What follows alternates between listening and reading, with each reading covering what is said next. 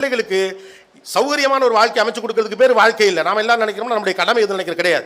உங்கள் கடமை உங்கள் பிள்ளை சௌகரியம் குறையாமல் வாழ்வதற்கான சொத்தை சேர்ப்பது அல்ல. உங்கள் மகளுக்கு ஒரு பெரிய இடத்துல திருமணம் செய்து கொடுக்க வேண்டும் அது அல்ல. அவர்கள் லைஃப்ல செட்டில் பண்ணிட்டு அது இல்ல. இந்த வாழ்க்கை எப்படி மாறும் என்று யாராலும் கணிக்க முடியாது. என்னைக்காவது நினைச்சீங்களா நாமெல்லாம் ஜோக் அடிச்ச விஷயத்தெல்லாம் நமக்கு பண்ணிவிட்டாங்களா இல்லையா? வீட்டை அடைச்சிக்கிட்டு வீட்டுக்குள்ள மூடிக்கிட்டே இருக்கடான்னு உலகம் முழுக்க சொல்லிட்டானுங்க.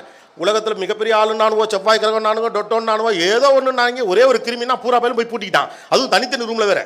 உள்ளே நல்ல வேலை செல்போன் இருந்துச்சு. இந்த ரூம்ல அந்த ரூமுக்கு பேசுறாங்க, அந்த ரூம்ல இந்த ரூம் பேசுறாங்க.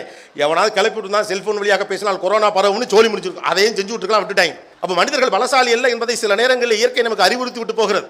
அப்போ நம்ம என்ன நினைக்கிறோம்னா, நான் செத்த பிறகு கூட என் பிள்ளை சௌகரியமா இருப்பதற்கான ஒரு வாழ்க்கையை நான் உருவாக்கி தருவதற்கு பெயர் வாழ்க்கை என்று நாம நினைத்துக் கொண்டிருக்கோம். அது வல்ல வாழ்க்கை.